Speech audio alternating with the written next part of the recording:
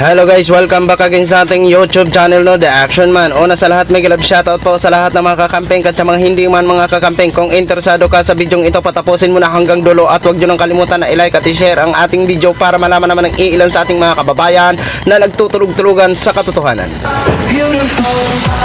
So muli naman nagbabalik ang nag-iisa nyong host na si The Action Man para magbigay ng komentaryo at reaction sa mga mainit ng issue ng bayan. So ito ho mga ka-action, mga kakamping, no, may gusto lang po ako na i-share sa inyo. O eto na po. Mig Zubiri bow to sign subpoena. Pero sabi ng ating iilan sa mga nag-comment sa nasabing video, wag mo nang pirmahan Mig Zubiri, nakalayas na. At ito naman si Senate Amy Marcos ho, mga ka-action, nagulat siya sa subpoena.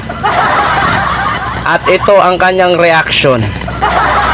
Dapat daw maghinay-hinay lang kasi marami pang problema ang SMNI.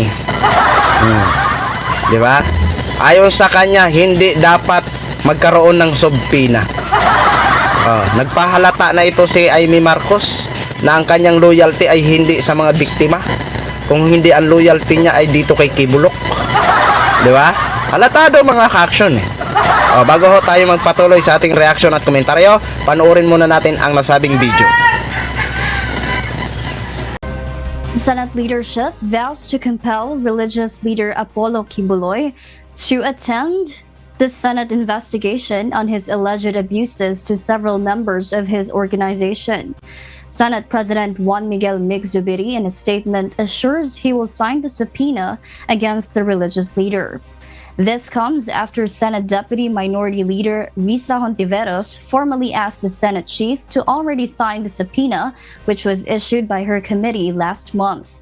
Zubiri explains a lot of work has piled up in his office, including paperworks that need his signature, amid their efforts to protect the Senate against attacks due to the controversial People's Initiative.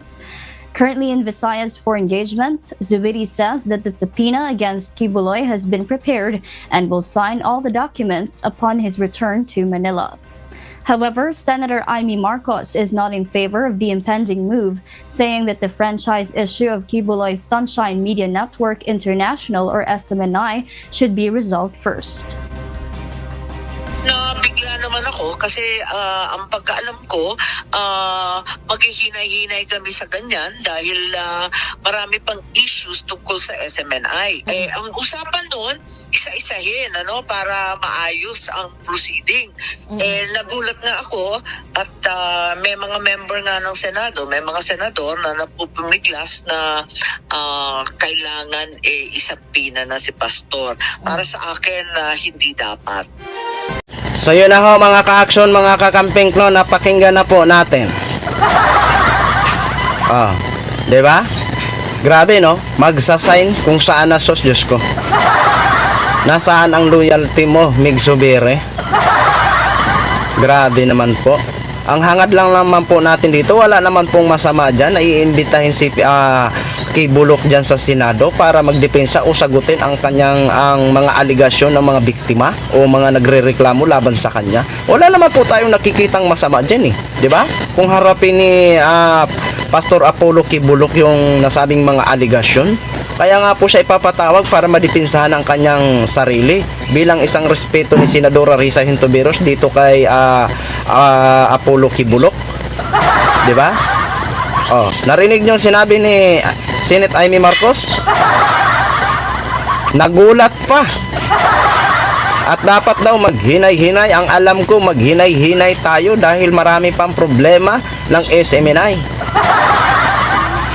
Senate Amy Marcos, babae ka po. Ang nagrereklamo, na iilan sa mga nagrereklamo ay mga babae, 'di ba? Nasaan ba ang loyalty mo bilang isang babae? 'Di ba? Mawalang galang na po sa iyo, Senate Amy Marcos, ha. Pero hindi po ako agree sa mga sinabi niyo po, no? Bilang isang mambabatas, wala naman pong masama kung iniidolo mo si Kibulok. Wala naman po kaming nakikitang masama kung haharap si Kibulok diyan sa hearing, 'di ba? Yun po yun ay dapat yun ang panahon ni Pastor Apollo Kibulok na harapin niya o dipinsahan niya ang kanyang sarili. 'Di ba? Ipagtanggol niya ang kanyang sarili. 'Di ba? Kasi sabi niya, pananagutin niya daw itong mga o babalikan niya itong mga nagrereklamo laban sa kanya. Hindi niya nga po didipinsahan muna. Bago niya po gawin yan, nababalikan niya yung mga, sabi niya, naninira daw sa kanya. Sagutin niya muna, linisin niya muna ang kanyang pangalan. 'Di ba? Sus, nakakalungkot ka naman, Senator Amy Marcos. Halatado ka na po 'di ba? Akala ko ba ang iyong loyalty ay sa Republic o sa mga taong biktima? 'Di ba? Nakakalungkot lang po mga ka-action, lalong-lalo mga babae pa diyan ang iba ng mga biktima. 'Di ba? Sus, ewan ko sa iyo, Senate Amy Marcos, ewan ko na lang sa kung ano ba itong nangyayari dito sa ating ilang mga mambabatas. Dapat po nga po magano kayo diyan magkaroon po kayo ng unity kapag ganyan ang mga biktima, 'di ba? Bakit nung kasagsagan ng kaso ng Socorro nandun kayo nagsuporta, full support. Pero pagdating dito kay Pastor Apollo Kibuloc, tila parang ayaw nyo pa sa subpina, ha? 'Di ba? Nakakalungkot lang mga kaksot, nakakadismaya nito Sos, nako. Wag nyo na pong pirmahan yan, Mig Subiri. Senate Amy Marcos, bahala ka na. Hindi na kita ibubuto. Bahala ka dyan sa buhay mo. Totally, hindi naman kita binuto.